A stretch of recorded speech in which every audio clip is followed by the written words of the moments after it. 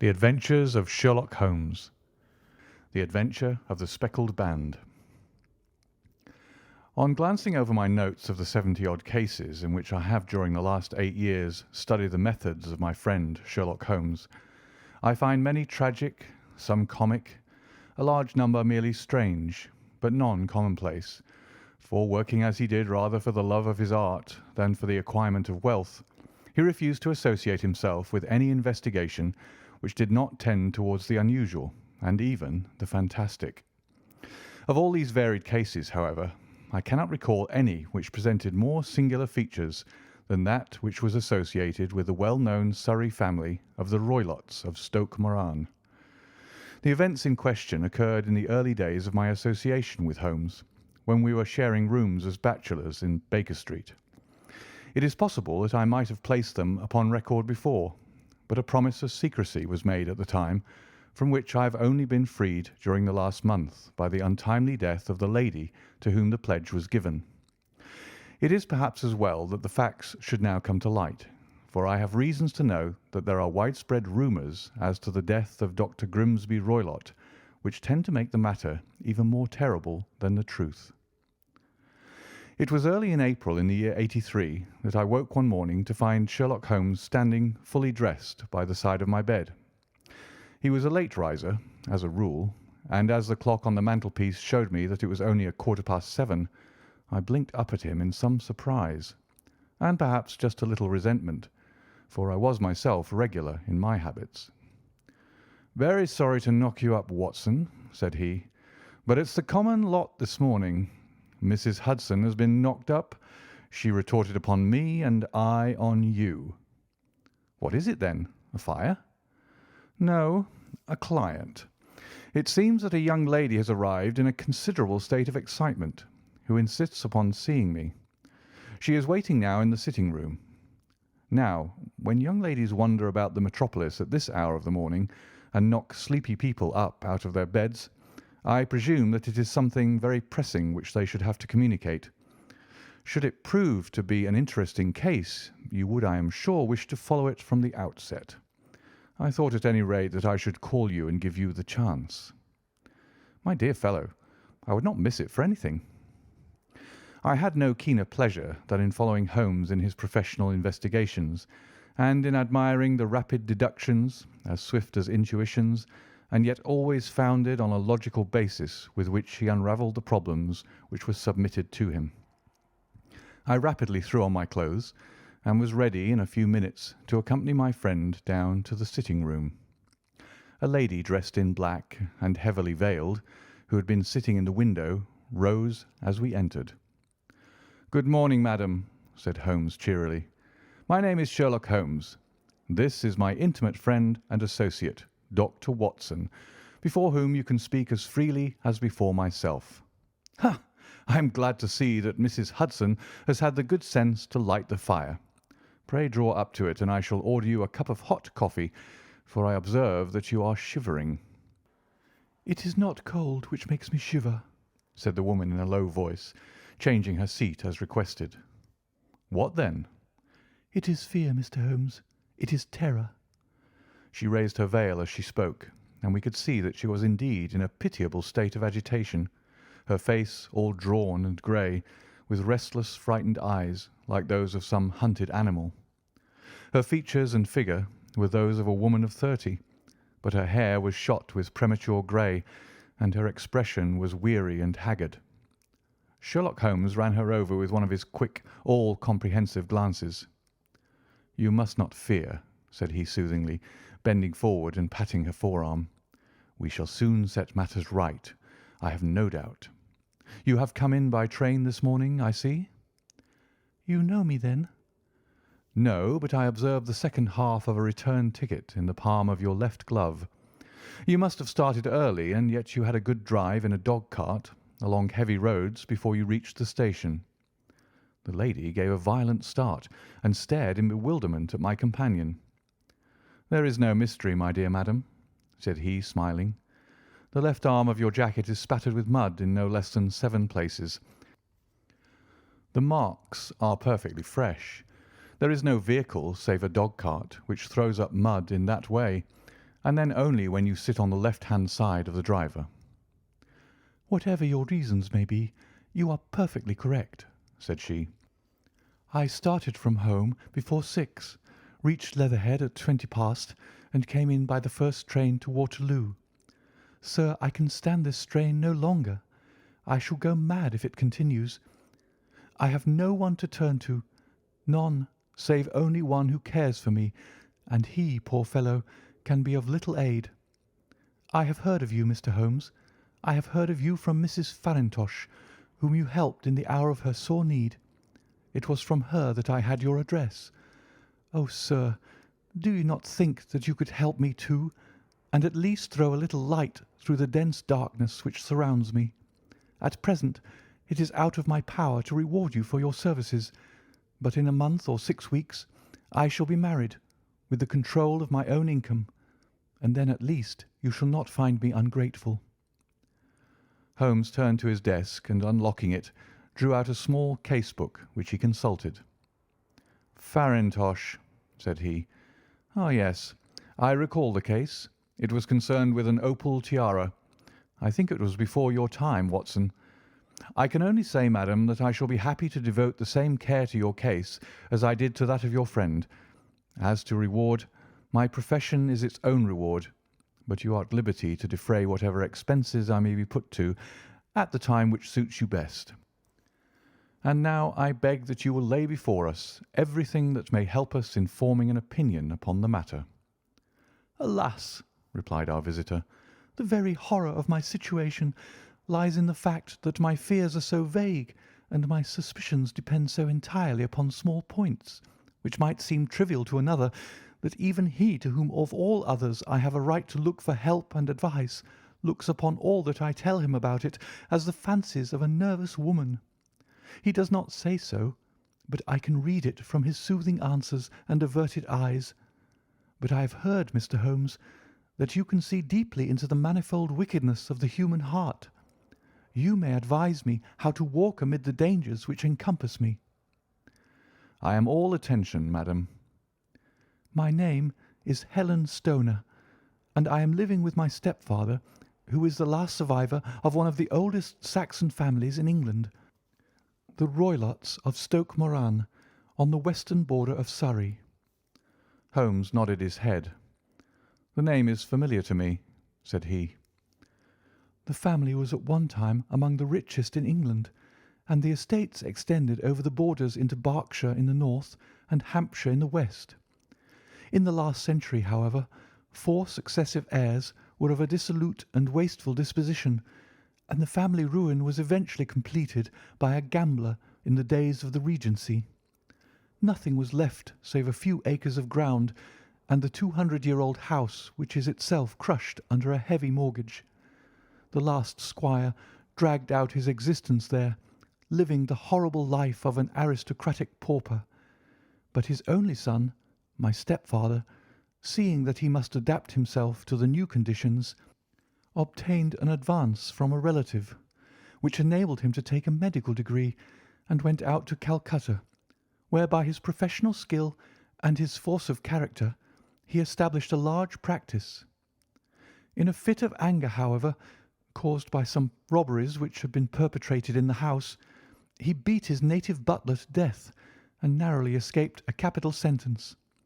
As it was, he suffered a long term of imprisonment, and afterwards returned to England a morose and disappointed man.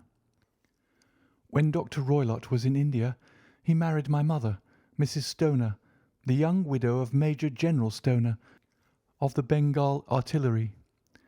My sister Julia and I were twins, and we were only 2 years old at the time of my mother's remarriage. She had a considerable sum of money, not less than £1,000 a year, and this she bequeathed to Dr. Roylott entirely while we resided with him, with a provision that a certain annual sum should be allowed to each of us in the event of our marriage. Shortly after our return to England, my mother died. She was killed 8 years ago in a railway accident near Crewe. Dr. Roylott then abandoned his attempts to establish himself in practice in London, and took us to live with him in the old ancestral house at Stoke Moran. The money which my mother had left was enough for all our wants, and there seemed to be no obstacle to our happiness. But a terrible change came over our stepfather about this time.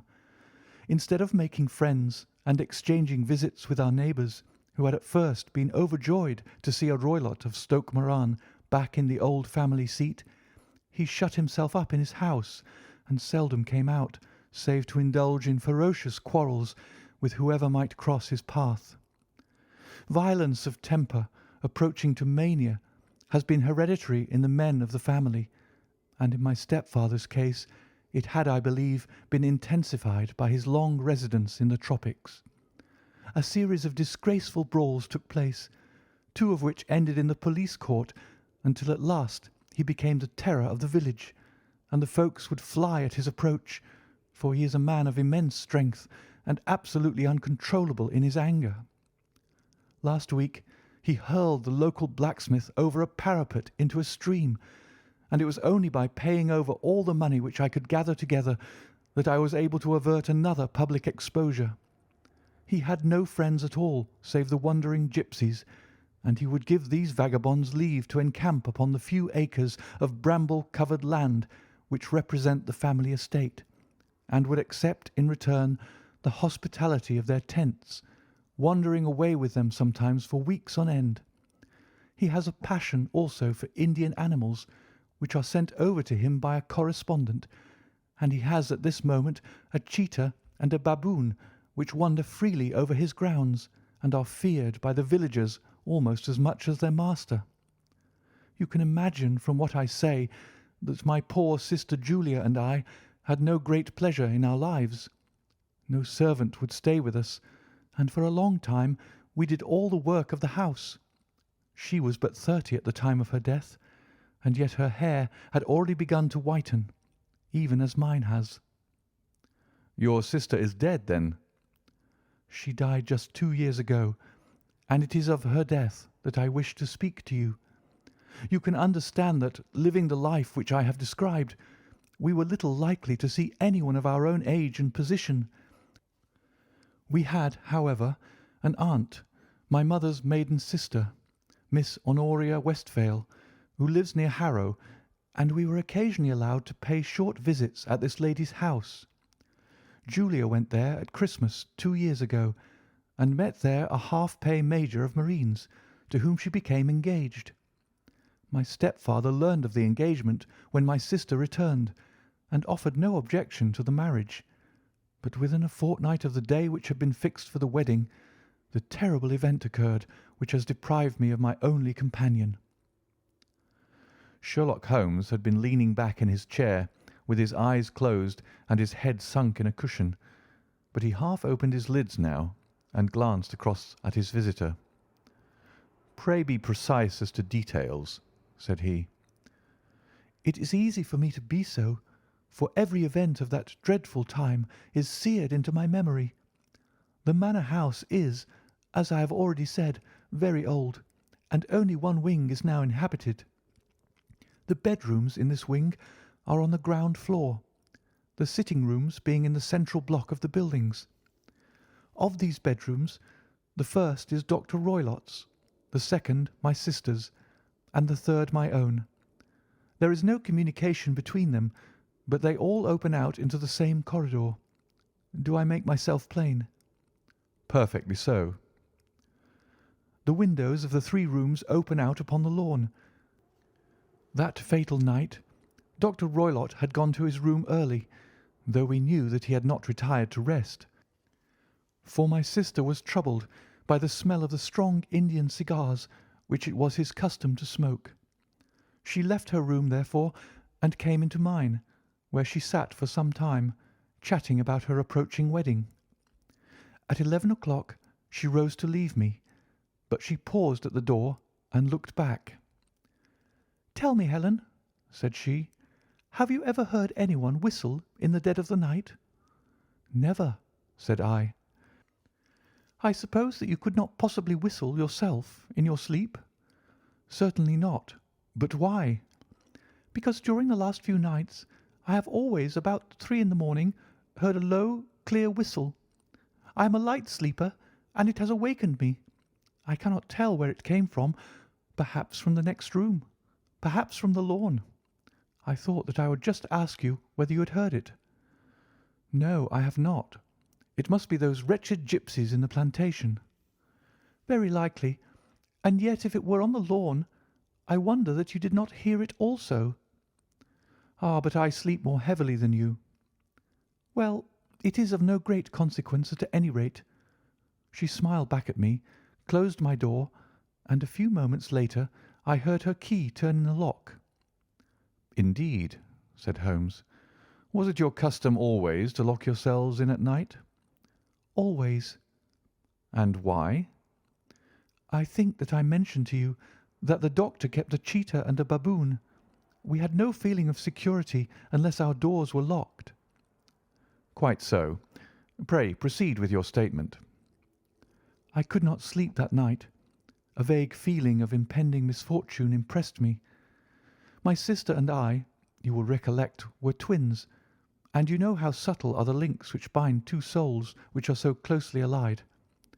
It was a wild night. The wind was howling outside, and the rain was beating and splashing against the windows. Suddenly, amid all the hubbub of the gale, there burst forth the wild scream of a terrified woman. I knew that it was my sister's voice. I sprang from my bed, wrapped a shawl round me, and rushed into the corridor. As I opened my door, I seemed to hear a low whistle, such as my sister described, and a few moments later a clanging sound, as if a mass of metal had fallen. As I ran down the passage, my sister's door was unlocked and revolved slowly upon its hinges. I stared at it, horror-stricken, not knowing what was about to issue from it. By the light of the corridor lamp, I saw my sister appear at the opening, her face blanched with terror, her hands groping for help, her whole figure swaying to and fro like that of a drunkard. I ran to her and threw my arms around her, but at that moment her knees seemed to give way and she fell to the ground. She writhed as one who is in terrible pain, and her limbs were dreadfully convulsed. At first I thought that she had not recognized me, but as I bent over her, she suddenly shrieked out in a voice which I shall never forget, "Oh, my God, Helen! It was the band, the Speckled band!" There was something else which she would fain have said, and she stabbed with her finger into the air in the direction of the doctor's room. But a fresh convulsion seized her and choked her words. I rushed out, calling loudly for my stepfather, and I met him hastening from his room in his dressing gown. When he reached my sister's side, she was unconscious, and though he poured brandy down her throat and sent for medical aid from the village, all efforts were in vain, for she slowly sank and died without having recovered her consciousness. Such was the dreadful end of my beloved sister. "One moment," said Holmes. "Are you sure about this whistle and metallic sound? Could you swear to it?" That was what the county coroner asked me at the inquiry. It is my strong impression that I heard it, and yet, among the crash of the gale and the creaking of the old house, I may possibly have been deceived. "Was your sister dressed?" No, she was in her nightdress. In her right hand was found the charred stump of a match, and in her left a matchbox. "Showing that she had struck a light and looked about her when the alarm took place. That is important. And what conclusions did the coroner come to?" He investigated the case with great care, for Dr. Roylott's conduct had long been notorious in the county, but he was unable to find any satisfactory cause of death. My evidence showed that the door had been fastened upon the inner side, and the windows were blocked by old-fashioned shutters with broad iron bars, which were secured every night. The walls were carefully sounded, and were shown to be quite solid all round, and the flooring was also thoroughly examined, with the same result. The chimney is wide, but is barred up by 4 large staples. It is certain, therefore, that my sister was quite alone when she met her end. Besides, there were no marks of any violence upon her. "How about poison?" The doctors examined her for it, but without success." "What do you think that this unfortunate lady died of, then?" "It is my belief that she died of pure fear and nervous shock, though what it was that frightened her I cannot imagine." "Were there gipsies in the plantation at the time?" "Yes, there are nearly always some there." "Ah, and what did you gather from this allusion to a band, a speckled band?" "Sometimes I have thought that it was merely the wild talk of delirium, sometimes that it may have referred to some band of people, perhaps to these very gipsies in the plantation. I do not know whether the spotted handkerchiefs which so many of them wear over their heads might have suggested the strange adjective which she used." Holmes shook his head like a man who is far from being satisfied. "These are very deep waters," said he. "Pray go on with your narrative." 2 years have passed since then, and my life has been until lately lonelier than ever. A month ago, however, a dear friend whom I have known for many years has done me the honour to ask my hand in marriage. His name is Armitage, Percy Armitage, the second son of Mr. Armitage of Crane Water, near Reading. My stepfather has offered no opposition to the match, and we are to be married in the course of the spring. 2 days ago some repairs were started in the west wing of the building, and my bedroom wall has been pierced, so that I have had to move into the chamber in which my sister died, and to sleep in the very bed in which she slept. Imagine, then, my thrill of terror when last night, as I lay awake thinking over her terrible fate, I suddenly heard in the silence of the night the low whistle which had been the herald of her own death. I sprang up and lit the lamp, but nothing was to be seen in the room.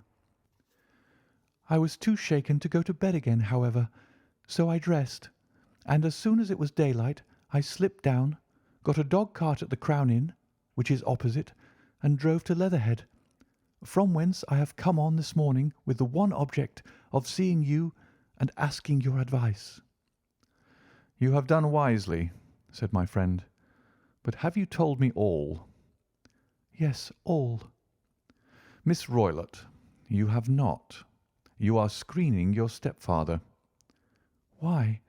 What do you mean?"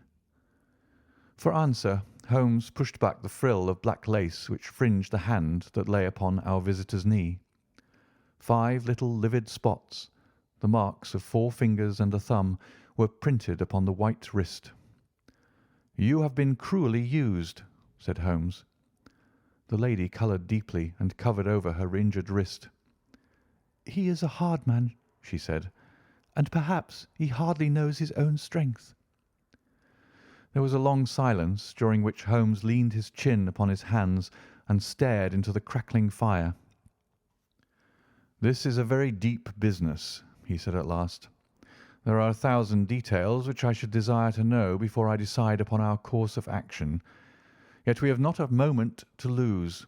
If we were to come to Stoke Moran to-day, would it be possible for us to see over these rooms without the knowledge of your stepfather?"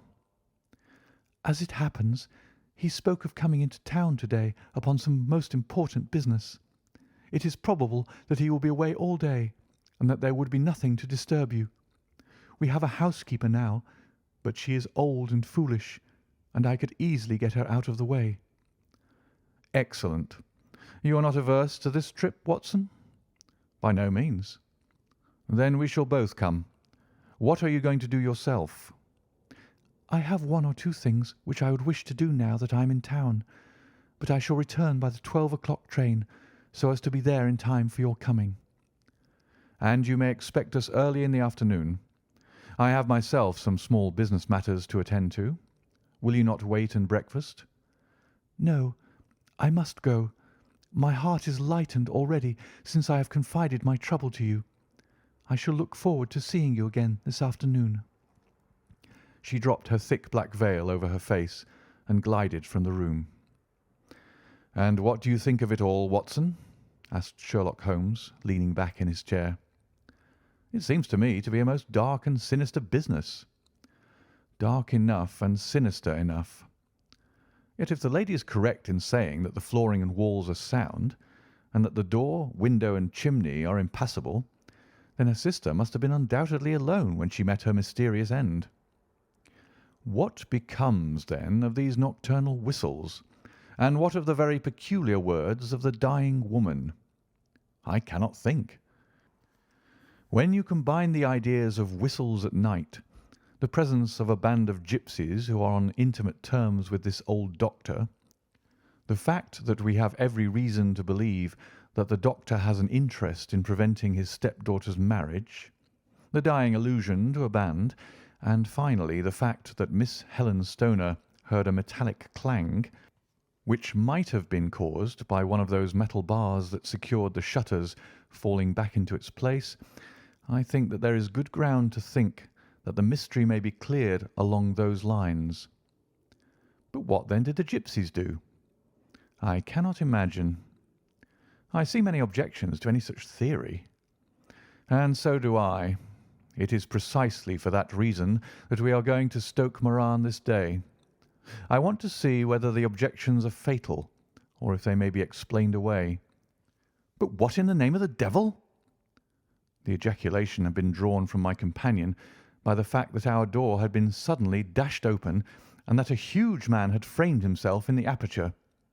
His costume was a peculiar mixture of the professional and of the agricultural, having a black top hat, a long frock coat, and a pair of high gaiters, with a hunting crop swinging in his hand.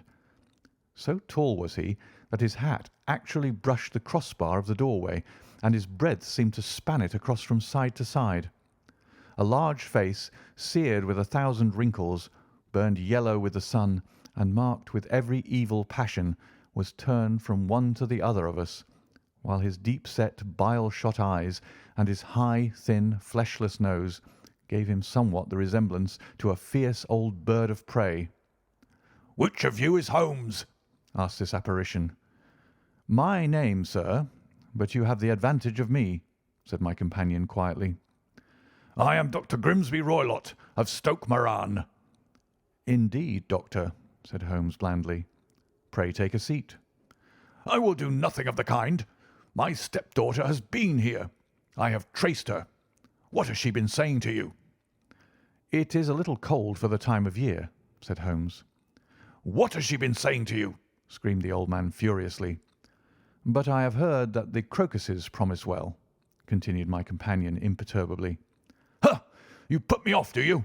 said our new visitor, taking a step forward and shaking his hunting crop. "I know you, you scoundrel. I've heard of you before. You are Holmes the meddler." My friend smiled. "Holmes the busybody." His smile broadened.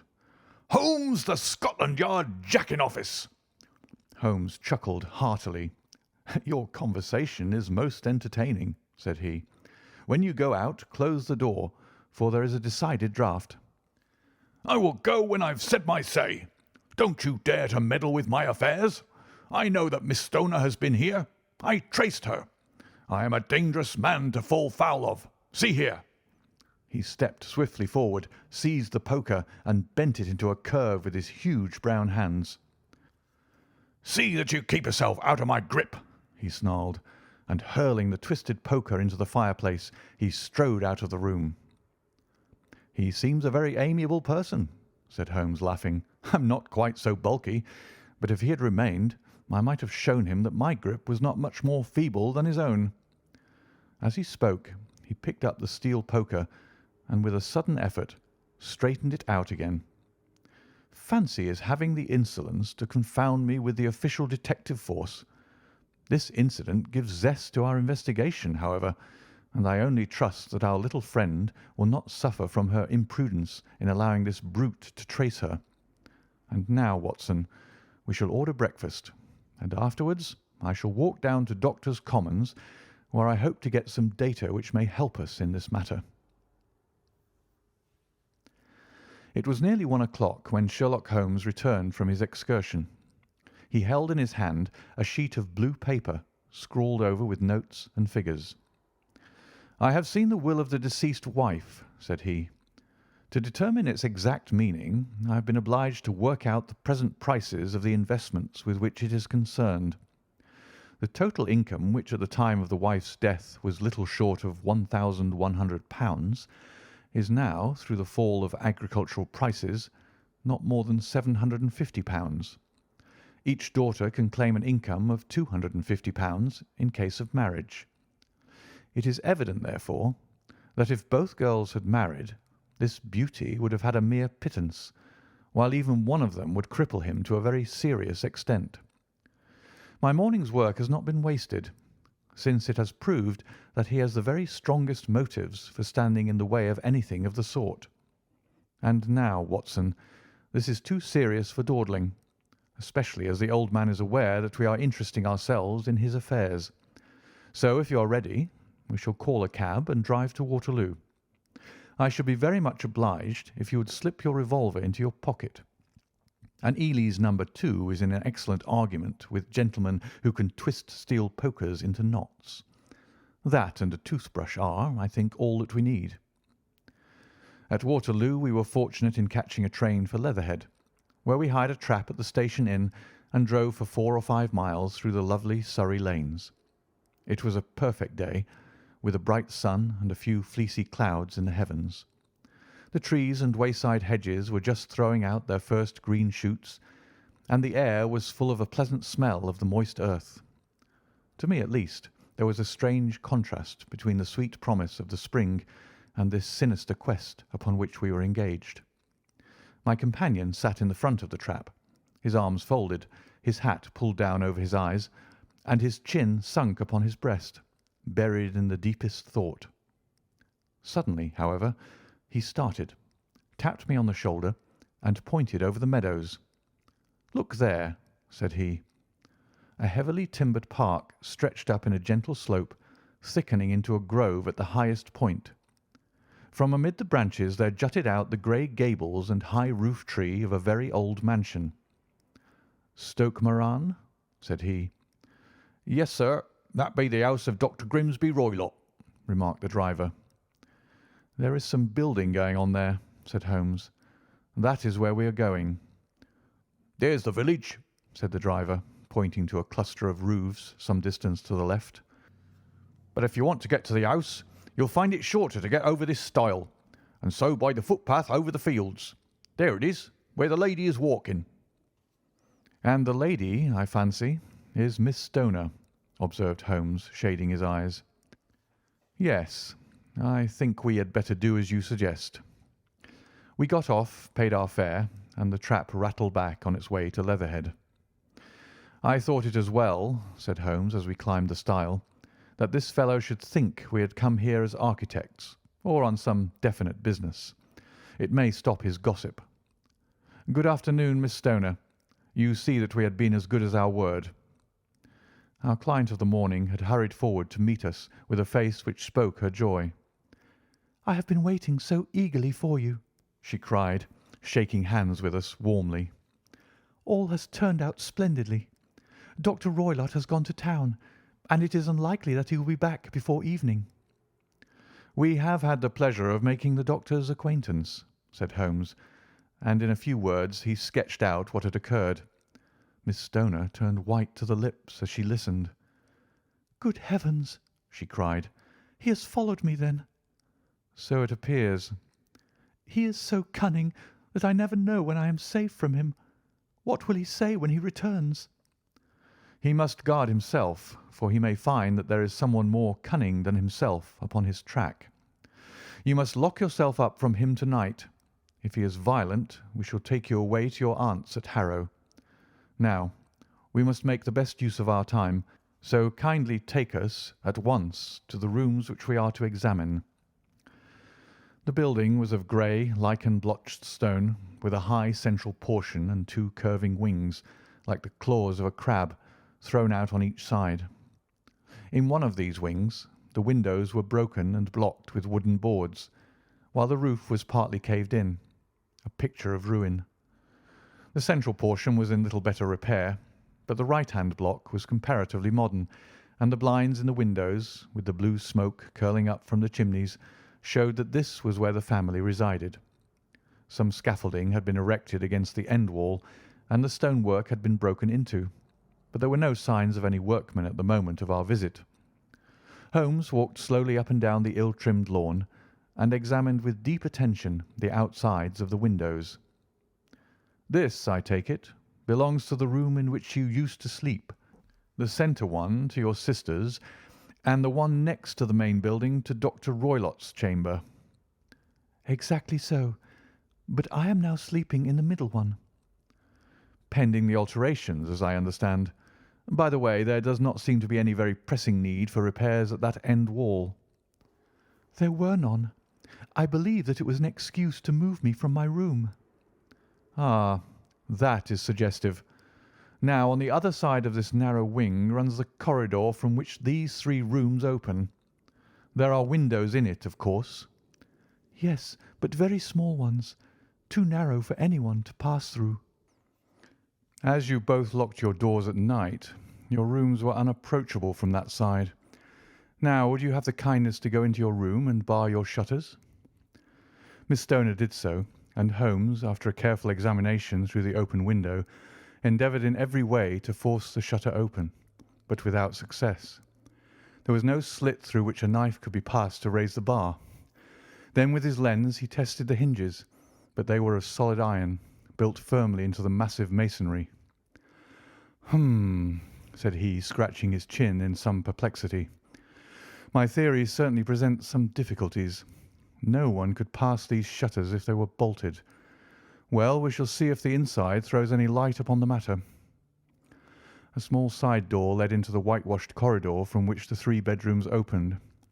Holmes refused to examine the 3rd chamber, so we passed at once to the 2nd, that in which Miss Stoner was now sleeping, and in which her sister had met with her fate. It was a homely little room, with a low ceiling and a gaping fireplace, after the fashion of old country houses. A brown chest of drawers stood in one corner, a narrow white counterpaned bed in another, and a dressing-table on the left-hand side of the window. These articles, with 2 small wicker-work chairs, made up all the furniture in the room, save for a square of Wilton carpet in the centre. The boards round and the panelling of the walls were of brown, worm-eaten oak, so old and discoloured that it may have dated from the original building of the house. Holmes drew one of the chairs into a corner and sat silent, while his eyes travelled round and up and down, taking in every detail of the apartment. "Where does that bell communicate with?" he asked at last, pointing to a thick bell rope which hung down beside the bed, the tassel actually lying upon the pillow. "It goes to the housekeeper's room." "It looks newer than the other things." "Yes, it was only put there a couple of years ago." "Your sister asked for it, I suppose?" "No, I never heard of her using it. We used always to get what we wanted for ourselves." "Indeed. It seemed unnecessary to put so nice a bell pull there. You will excuse me for a few minutes while I satisfy myself as to this floor." He threw himself down upon his face with his lens in his hand and crawled swiftly backward and forward, examining minutely the cracks between the boards. Then he did the same with the woodwork with which the chamber was panelled. Finally, he walked over to the bed and spent some time in staring at it and in running his eye up and down the wall. Finally, he took the bell rope in his hand and gave it a brisk tug. "Why, it's a dummy," said he. "Won't it ring?" "No, it is not even attached to a wire. This is very interesting. You can see now that it is fastened to a hook just above where the little opening for the ventilator is." "How very absurd! I never noticed that before." "Very strange," muttered Holmes, pulling at the rope. "There are 1 or 2 very singular points about this room. For example, what a fool a builder must be to open a ventilator into another room when, with the same trouble, he might have communicated with the outside, sir." "That is also quite modern," said the lady. "Done about the same time as the bell rope?" remarked Holmes. "Yes, there were several little changes carried out about that time." "They seem to have been of a most interesting character. Dummy bell ropes and ventilators which do not ventilate. With your permission, Miss Stoner, we shall now carry our researches into the inner apartment." Dr. Grimesby Roylott's chamber was larger than that of his stepdaughter, but was as plainly furnished.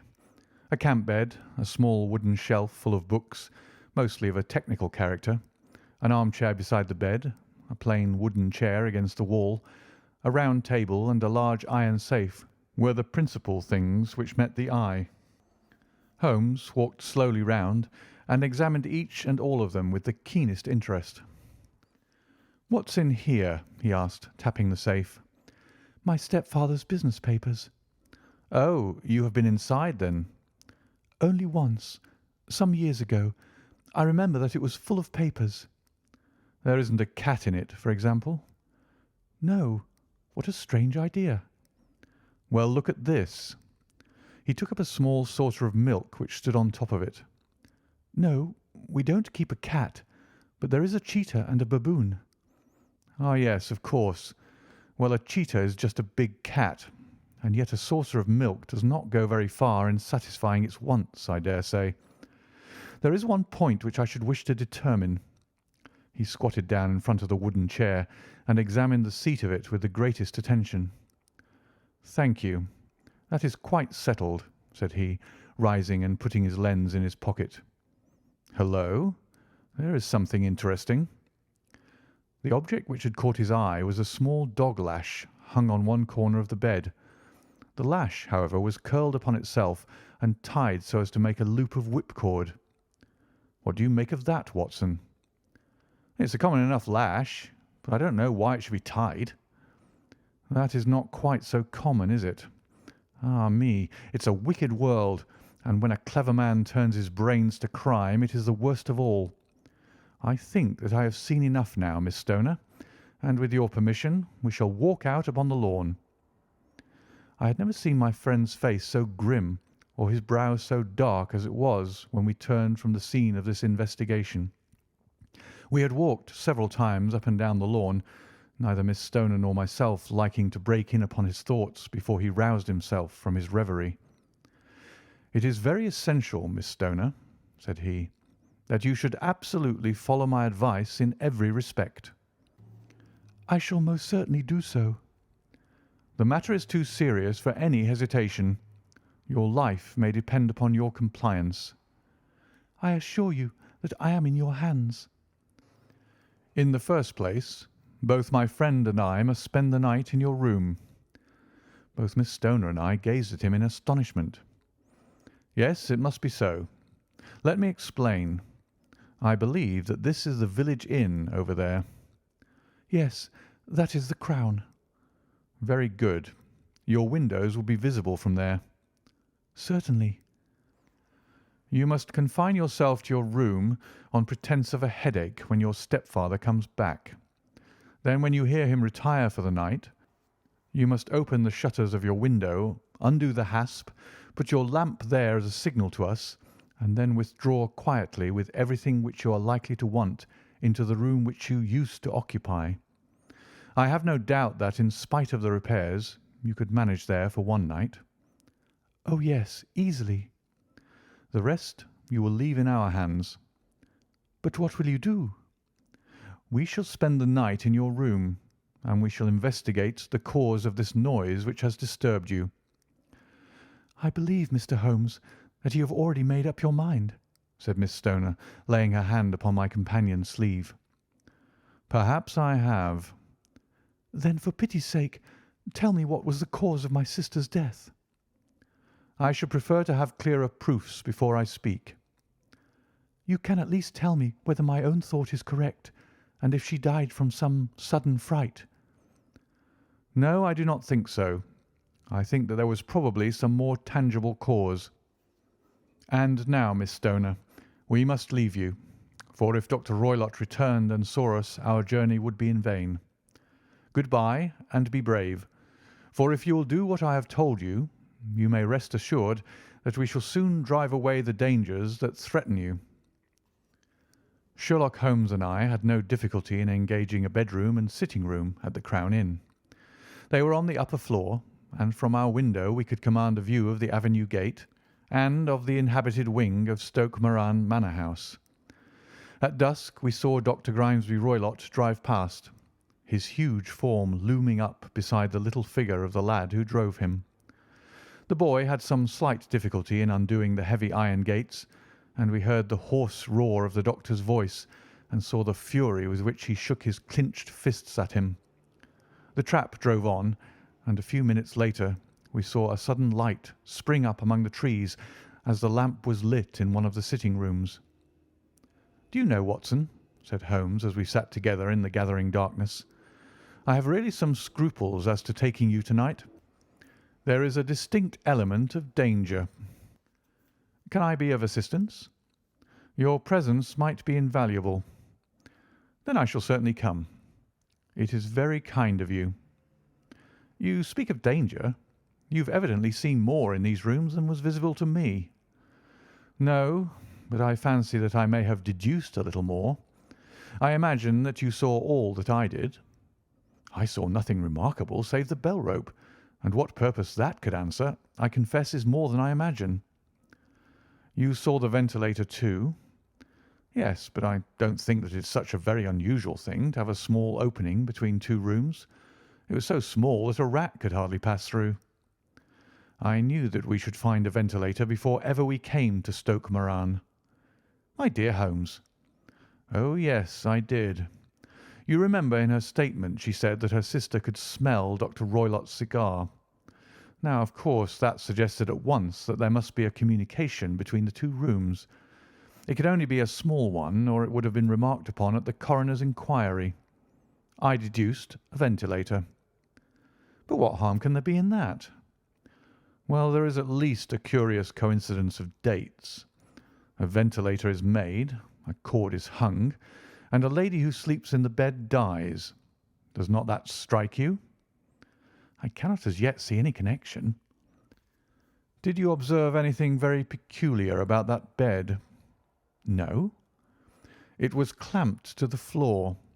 Did you ever see a bed fastened like that before?" "I can't say that I have." "The lady could not move her bed.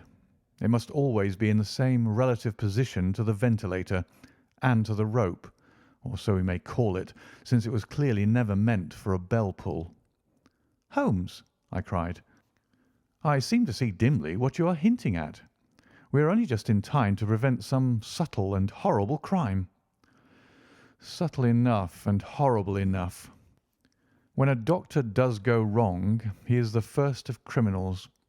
He has nerve and he has knowledge. Palmer and Pritchard were among the heads of their profession.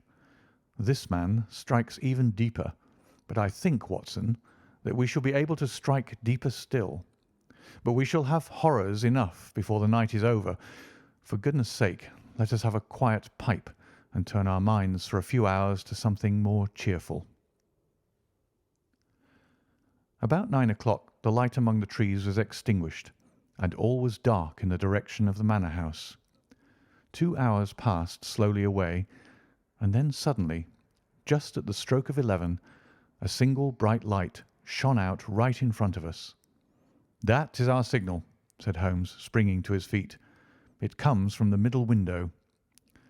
As we passed out he exchanged a few words with the landlord, explaining that we were going on a late visit to an acquaintance, and that it was possible that we might spend the night there.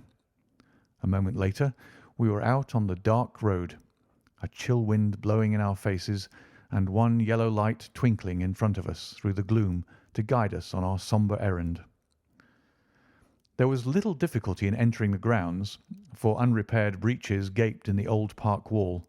Making our way among the trees, we reached the lawn, crossed it, and were about to enter through the window when out from a clump of laurel bushes there darted what seemed to be a hideous and distorted child, who threw itself upon the grass with writhing limbs and then ran swiftly across the lawn into the darkness. "My God!" I whispered. "Did you see it?" Holmes was for the moment as startled as I. His hand closed like a vice upon my wrist in his agitation. Then he broke into a low laugh and put his lips to my ear. "It is a nice household," he murmured. "That is the baboon." I had forgotten the strange pets which the doctor affected. There was a cheetah, too. Perhaps we might find it upon our shoulders at any moment. I confess that I felt easier in my mind when, after following Holmes's example and slipping off my shoes, I found myself inside the bedroom. My companion noiselessly closed the shutters, moved the lamp onto the table, and cast his eyes round the room. All was as we have seen it in the daytime.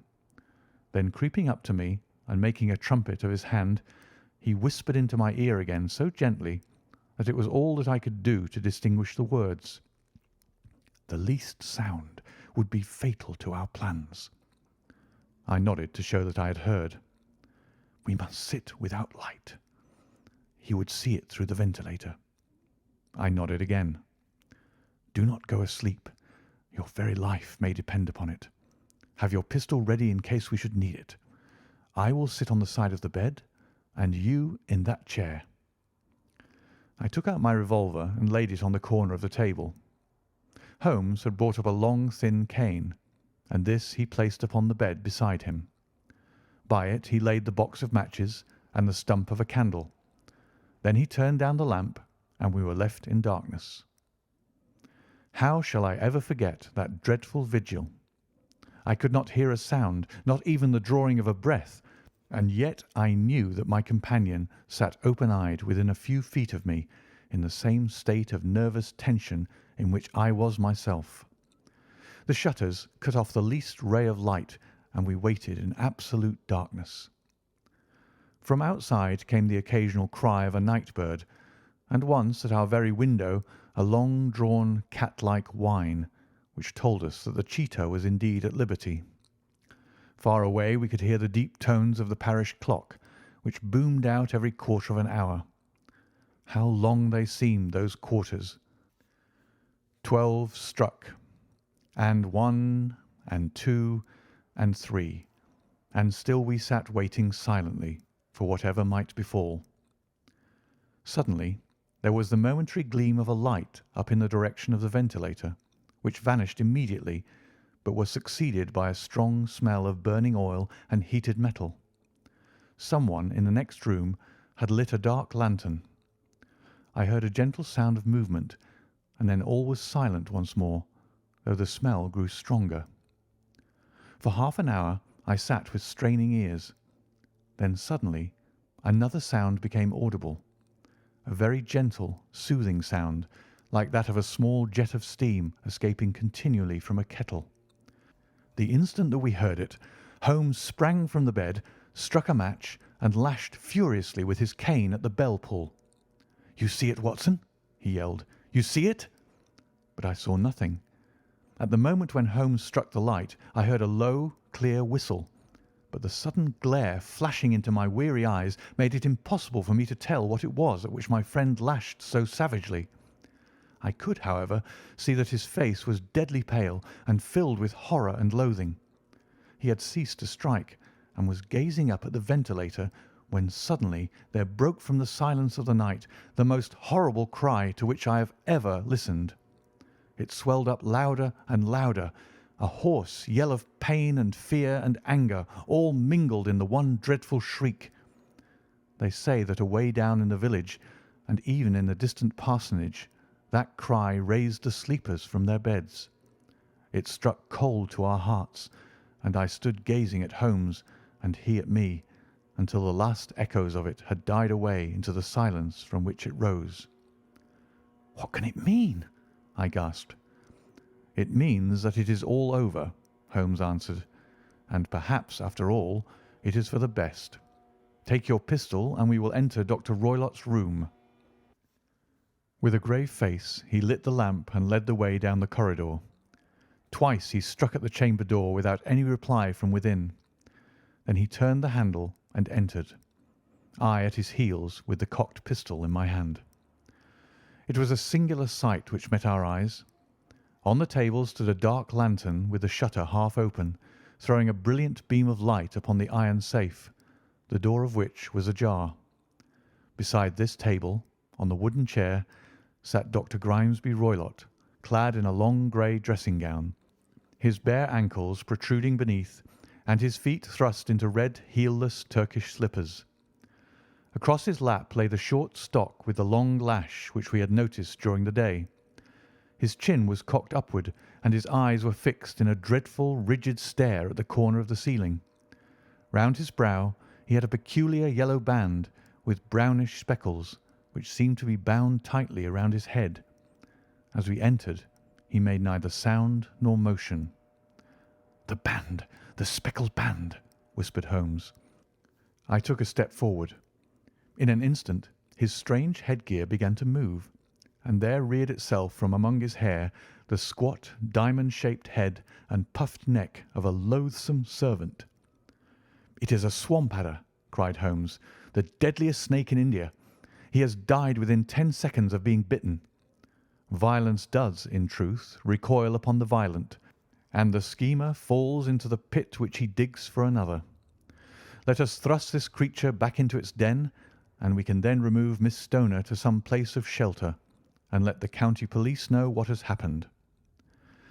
As he spoke, he drew the dog whip swiftly from the dead man's lap, and throwing the noose round the reptile's neck, he drew it from its horrid perch, and carrying it at arm's length, threw it into the iron safe, which he closed upon it.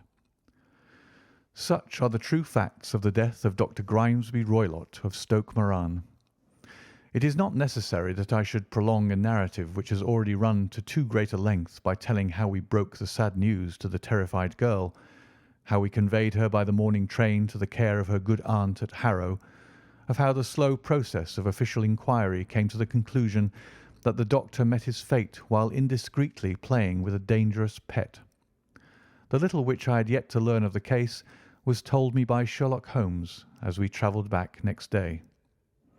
"I had," said he, "come to an entirely erroneous conclusion, which shows, my dear Watson, how dangerous it is always to reason from insufficient data. The presence of the gipsies, and the use of the word band, which was used by the poor girl no doubt to explain the appearance which she had caught a hurried glimpse of by the light of her match, were sufficient to put me upon an entirely wrong scent. I can only claim the merit that I instantly reconsidered my position when, however, it became clear to me that whatever danger threatened an occupant of the room could not come either from the window or the door. My attention was speedily drawn, as I have already remarked to you, to this ventilator, and to the bell rope which hung down to the bed. The discovery that this was a dummy, and that the bed was clamped to the floor, instantly gave rise to the suspicion that the rope was there as a bridge for something passing through the hole and coming to the bed. The idea of a snake instantly occurred to me, and when I coupled it with my knowledge that the doctor was furnished with a supply of creatures from India, I felt that I was probably on the right track. The idea of using a form of poison which could not possibly be discovered by any chemical test was just such a one as would occur to a clever and ruthless man who had had an Eastern training. The rapidity with which such a poison would take effect would also, from his point of view, be an advantage. It would be a sharp-eyed coroner, indeed, who could distinguish the two little dark punctures which would show where the poison fangs had done their work. Then I thought of the whistle. Of course, he must recall the snake before the morning light revealed it to the victim. He had trained it, probably by the use of the milk which we saw, to return to him when summoned. He would put it through this ventilator at the hour that he thought best, with the certainty that it would crawl down the rope and land on the bed. It might or might not bite the occupant. Perhaps she might escape every night for a week, but sooner or later she must fall a victim. I had come to these conclusions before ever I had entered his room. An inspection of his chair showed me that he had been in the habit of standing on it, which of course would be necessary in order that he should reach the ventilator. The sight of the safe, the saucer of milk, and the loop of whipcord were enough to finally dispel any doubts which may have remained. The metallic clang heard by Miss Stoner was obviously caused by her stepfather hastily closing the door of his safe upon its terrible occupant. Having once made up my mind, you know the steps which I took in order to put the matter to the proof. I heard the creature hiss, as I have no doubt that you did also, and I instantly lit the light and attacked it, with the result of driving it through the ventilator. and also with the result of causing it to turn upon its master at the other side. Some of the blows of my cane came home and roused its snakish temper, so that it flew upon the first person it saw. In this way, I am no doubt indirectly responsible for Dr. Grimesby Roylott's death, and I cannot say that it is likely to weigh very heavily upon my conscience.